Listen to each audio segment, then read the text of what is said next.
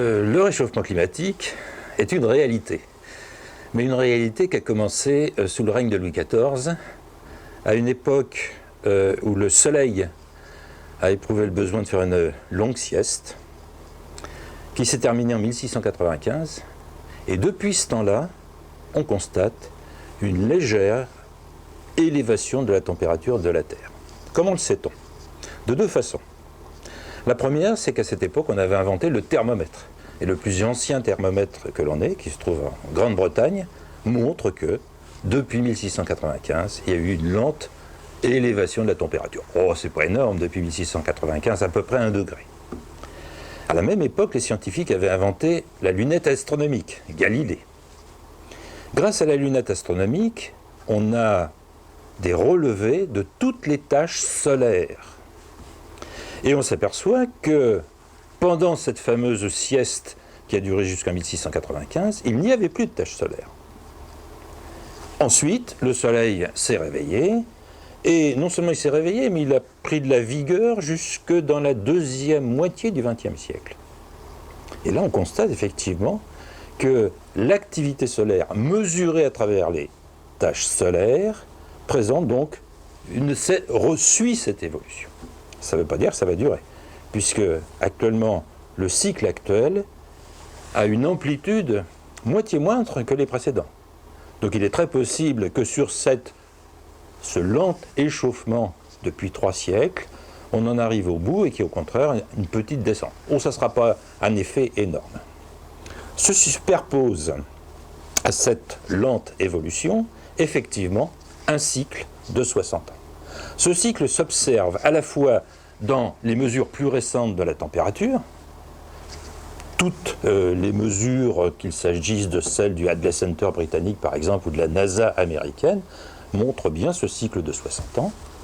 Ce cycle se voit aussi très bien dans la hausse du niveau des océans. On retrouve exactement, vous le voyez là sur la courbe, ce cycle de 60 ans en parallèle avec celui qu'on voit pour la température. Et alors, plus récemment, on mesure par satellite les superficies de banquise. La banquise arctique, la banquise antarctique. Si on prend le total de la superficie de banquise, on retrouve également, et vous le voyez sur la courbe, cette oscillation de 60 ans, alors certes sur une demi-oscillation, puisqu'on n'a pas de mesure auparavant, mais effectivement, pourquoi en ce moment on a bien passé le maximum de température vu donc dans les mesures de température, vu dans la hausse du niveau des océans, qui est aussi passé à un maximum, c'est en train de se terminer, on arrive dans la phase où ça commence à décliner, et ça se voit très bien dans les mesures de superficie de banquise, puisque depuis 2 ans, la superficie de banquise est redevenue excédentaire par rapport à la moyenne depuis le début des mesures en 1979. Donc 3 indicateurs nous montrent que ce cycle, on a passé le maximum de ce cycle durant la première décennie de ce siècle, mais que c'est en train de s'inverser. Une figure nous montre que les mesures par satellite indiquent un début de décroissance de la température, faible, 1,5 degré par siècle, mais une croissance négative, comme diraient les économistes. Le dioxyde de carbone, c'est la nourriture des plantes. C'est irremplaçable comme nourriture des plantes. Non seulement indispensable, mais irremplaçable. C'est avec l'eau, bien sûr, le sol, tout ça va permettre de faire pousser les plantes. Ce que l'on constate depuis que l'on mesure avec précision l'évolution du taux de CO2 dans l'air, on constate qu'il a augmenté, et c'est évidemment au moins pour partie dû au fait que l'on brûle des combustibles fossiles. Donc on augmente le taux de CO2 dans l'air. On est passé de 0,03% à 0,04%. Hein, ce n'est pas une proportion énorme. En revanche, si l'on s'intéresse à l'oscillation saisonnière du taux de CO2 dans l'air, tous les ans, au printemps et en été, on s'aperçoit que le taux de CO2 dans l'air diminue. Pourquoi ? C'est la manifestation directe que les plantes sont avides de CO2 pour leur croissance. Si l'on mesure maintenant l'amplitude de cette chute de taux de CO2 dans l'air, et qu'on le compare le début des mesures qui remonte à 1959 et maintenant, on s'aperçoit que cette amplitude, si on la mesure à un endroit au milieu de la végétation, l'exemple sur la courbe, c'est ici à La Jolla en Californie, on s'aperçoit que cette amplitude a augmenté nettement plus vite que le taux de CO2 lui-même. Preuve que la végétation était en manque de nourriture et que, plutôt que de s'interroger, même si on parle en termes de principe de précaution, on a deux problèmes antagonistes. Le CO2 est effectivement, gaz à effet de serre, responsable d'un très petit réchauffement de l'air. Est-ce un problème compte tenu du fait que, parallèlement, il a un effet bénéfique sur la végétation qui a été chiffré dans une étude américaine, cet effet bénéfique, à 3200 milliards d'euros. 3200 milliards d'euros d'effet bénéfique du CO2 pour nourrir les plantes et donc augmenter le rendement des récoltes. Alors, on a l'habitude de présenter dans les médias l'effet de serre comme un grand dommage pour l'humanité. S'il n'y avait pas d'effet de serre, principalement de la vapeur d'eau, mais aussi, dans une moindre proportion, du CO2, la température de la Terre serait 30 degrés inférieure à ce qu'elle est aujourd'hui. Autrement dit, ça serait invivable. Donc la première chose qu'il faut dire, c'est que l'effet de serre, c'est bien, c'est nécessaire, c'est indispensable pour qu'il y ait de la vie sur Terre. Alors maintenant, la question c'est, est-ce que le petit augmentation de CO2 entre 0,03% qui est passé à 0,04% en un siècle, est-ce que ça risque de faire un réchauffement dangereux dangereux, on a tous connu des nuits froides et des canicules, entre les deux il doit y avoir 40 ou 50 degrés d'écart, l'humanité que je sache s'y adapte très bien, donc si c'est une fraction de degré, je doute que même on s'en rende compte. Mais bon, car on va bien parler d'une fraction de degré. Que nous dit le dernier rapport du GIEC ? C'est explicitement écrit, en cas de doublement du taux de CO2 dans l'air, on aurait une élévation de température entre 1 degré et 2,5 degrés. De combien augmente le taux de CO2 ? On a dit on est passé de 0,03% à 0,04%. Actuellement, on est sur une pente depuis 20 ans d'0,5% par an. Dans l'air, il augmente de 0,5% par an. Donc, il faudra plus d'un siècle pour que ça double à ce rythme-là. Si donc je reprends la valeur basse de la prédiction du GIEC, qui à mon sens est encore un peu exagérée, et on va dire pourquoi dans un instant. Mais si on prend cette valeur basse, 1 degré, multiplié par 0,5% par an, multiplié par 85 ans pour aller jusqu'à la fin de ce siècle, on va trouver un réchauffement de 0,3 degrés, en reprenant la valeur du GIEC, entendons-nous bien. Bon. Alors, est-ce que cette valeur, on peut lui faire confiance ? Le meilleur moyen de s'en rendre compte, c'est de mesurer le rôle du CO2 qui est dans l'air par un outil qu'on appelle un spectromètre infrarouge. Qu'est-ce qu'on constate ? Bon, les mesures sont connues depuis 40 ans. On constate qu'aux deux fréquences d'absorption du rayonnement émis par la Terre, par les vibrations de la molécule de CO2, donc il n'y en a que deux par symétrie, une qui est le carbone vibre contre les deux atomes d'oxygène de part et d'autre, et le carbone vibre perpendiculairement aux deux atomes d'oxygène de part et d'autre. Il n'y a que deux possibilités.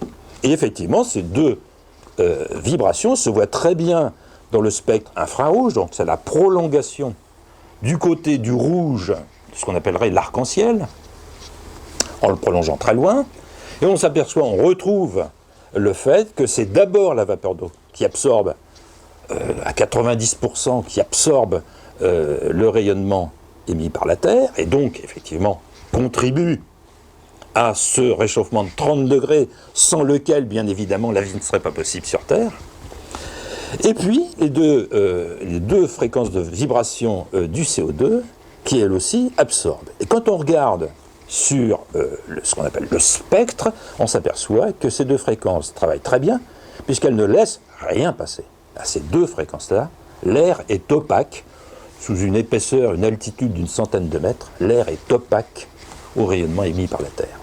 Donc, les vibrations du CO2 travaillent très bien, et on ne voit pas très bien comment ça pourrait augmenter, puisque c'est déjà opaque. Alors quand même, il faut être sûr de ce qu'on dit, et pour s'assurer qu'effectivement on est opaque, on peut embarquer un spectromètre dans un satellite et mesurer en se plaçant tout en haut au-dessus de l'atmosphère, voir si quand même il n'y a pas un peu de rayonnement de la Terre qui va passer. Alors effectivement, il y en a un petit peu. Il y en a un petit peu, donc on n'est pas totalement opaque. Le phénomène, on va dire, est saturé à 95%. Donc on n'est pas loin de 100%, mais pas tout à fait. Et donc il y a un petit effet, effectivement, de réchauffement par le CO2. Est-ce que cet effet se voit sur la température de la Terre? C'est ce que montre la courbe qui montre la température mesurée dans la basse stratosphère, c'est-à-dire pratiquement au sommet de l'atmosphère, en fonction du temps. On s'aperçoit, quand on porte en fonction du taux de CO2 dans l'air, qu'on ne voit absolument rien de mesurable. Aux incertitudes près, la température n'a pas augmenté, ce qui est une deuxième preuve que l'effet reste très petit et n'est en aucun cas problématique comparé à l'effet bénéfique du CO2 qui était évoqué tout à l'heure. Vous avez là sous les yeux deux belles courbes, une bleue et une verte. L'une, c'est l'évolution mensuelle de la température de la Terre mesurée par satellite. L'autre, c'est l'évolution mensuelle, l'augmentation du CO2. Pas le total, mais la fraction mensuelle d'augmentation. Vous voyez que les deux courbes se ressemblent étrangement, mais qu'il y en a une qui est décalée dans le temps par rapport à l'autre. Alors, si on incrimine l'effet de serre du CO2 pour expliquer les fluctuations de température. Normalement, on s'attendrait à ce que lorsqu'il y a un pic de CO2, il y a un pic de température qui suivrait donc cette augmentation du taux de CO2 dans l'air. Quand on regarde attentivement, c'est exactement l'inverse qui se produit. En fait, on a d'abord un pic de température, il y a plusieurs exemples, qui sont suivis 9 à 11 mois plus tard par un pic d'augmentation du CO2. Alors, comment on peut expliquer cela? Une des interprétations possibles, c'est de faire appel au fait que dans les océans, il y a 60 fois plus de CO2 que dans l'air. Si donc, pour une raison, par exemple naturelle, on a vu le cycle de 60 ans tout à l'heure, si justement, lorsqu'on est à un sommet du cycle, les océans sont un petit peu plus chauds, ça joue sur des fractions de degrés, eh bien à ce moment-là, il est possible que, comme dans une bouteille de champagne, si on la laisse en plein soleil, le CO2 va partir.